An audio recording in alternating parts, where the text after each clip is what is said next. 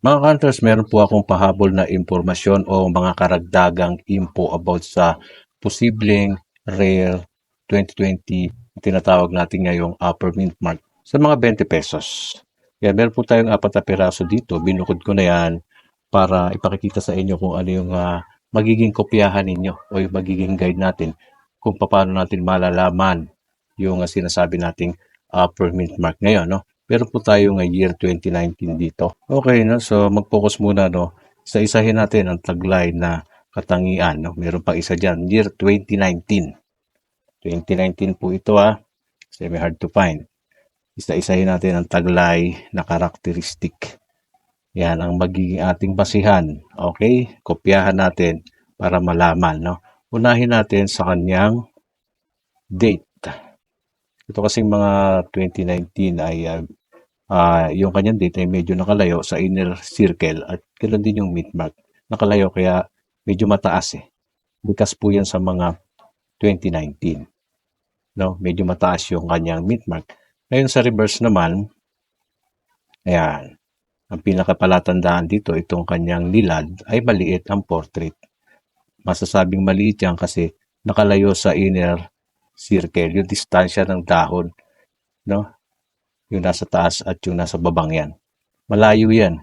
Malayo po yung distansya kumpara sa mga common na 2020 na nahalos nakadikit na sa inner circle. At isa pa sa palatandaan, itong mga 2019 ay meron pong mga edge 2. Ayan.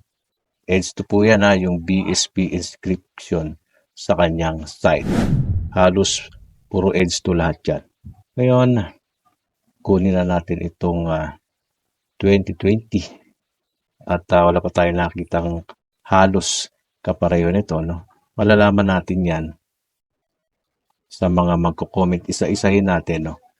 Itong 2020 natin sinasabi ay nakalayo yung kanyang date sa taas, no? Kapareho ng 2019. Ganon din yung mint mark sa baba na nakalayo, kaya masasabi nating upper mint mark siya. Yan. Sa mga common, hindi po talagang malapit na malapit yun sa inner circle. Sa reverse naman, kung titingnan ninyo, no, ayan, maliit yung portrait ng nilad katulad sa 2019. So, ibig sabihin mga katres, ang magiging gayahan natin kung wala ka pang hawak nito ay yung 2019. Yun po ang magiging gayahan. Doon kayo kumuha ng kopya. At isa pa sa palatandaan ay sa kanyang buhok ni Manuel L. Quezon. Tignan nyo yung detalye ng buhok dito ni Manuel L. Quezon ay detailed, no? Ibig sabihin, mas maraming linya. Pag sinabing detail, maraming linya yon, no? Titingnan natin sa 2019 para ipatuto sa inyo na pareho yan sila. Kaya tignan nyo yung 2019, no? Detalyado yung hair details. Mas maraming linya. Kaya nga tinatawag natin itong 2019 ang ating magiging kopyahan kung wala ka pang hawak. Kung hindi ka pa kuha ng upper mint mark. So pareho-pareho sila, identical. Yung date lang nagkatalo. Kasi 2020 itong ating may posibleng rare, no?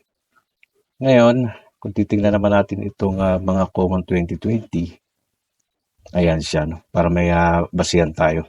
Ito kasi mga common 2020 yung date na 2020 nakadikit na nga doon sa inner circle, no? At itong mint mark niya ay mas malapit sa guhit sa ibaba. No? Pag kinumpara mo yan sa upper mint mark na 2019, mapapansin mo medyo malayo talaga. Hindi pareho ang script. No? Ayan, tapos yung sa reverse naman, itong nilad ay mas malapit na. Mas larger. No? Mas larger ng konti yung kanyang nilad kasi nga halos malapit na sa inner circle niya. Ayan siya. No, tandaan na, ayan po yung mga palatandaan na inyong magiging basihan.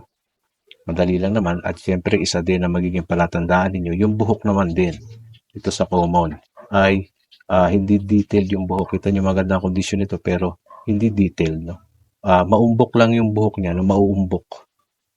Hindi ganon karaming linya. Ayan. So ayan na mga basihan, magkakaiba po ng script yan. Hindi pare-pareho. Ito yung common na 2020. Baka mapagkamalan nyo. No? So ayan po, sinabon na po natin lahat ng mga pagkakaiba. Magiging kopyahan natin year 2019. Ulitin natin, 2019 magiging kopyahan. Okay? So, Malinaw na po, sana naintindihan nyo. Mag-iwan kayo ng comment mga ka-hunters. Mga opinion, importante yan. Itong ating hawak, wala pa akong ulit nakikita ang katulad. Kung dumami, maging common, at least meron tayong natutunan bago. At least alam na natin na meron palang upper mint mark sa 2020. No? Nagsimula sa 2019. Hindi pa nare-record sa Nimista. Kung mayroong mag-update, pwede nang update yan. No? Ipaliwanag nyo lang na mabuti doon sa mga admin ng ed.nimista.com. At pag-aralan nyo din munang mabuti bago magbigay ng mga details doon. Okay, so nandito na lang. Maraming salamat. Okay, let's go.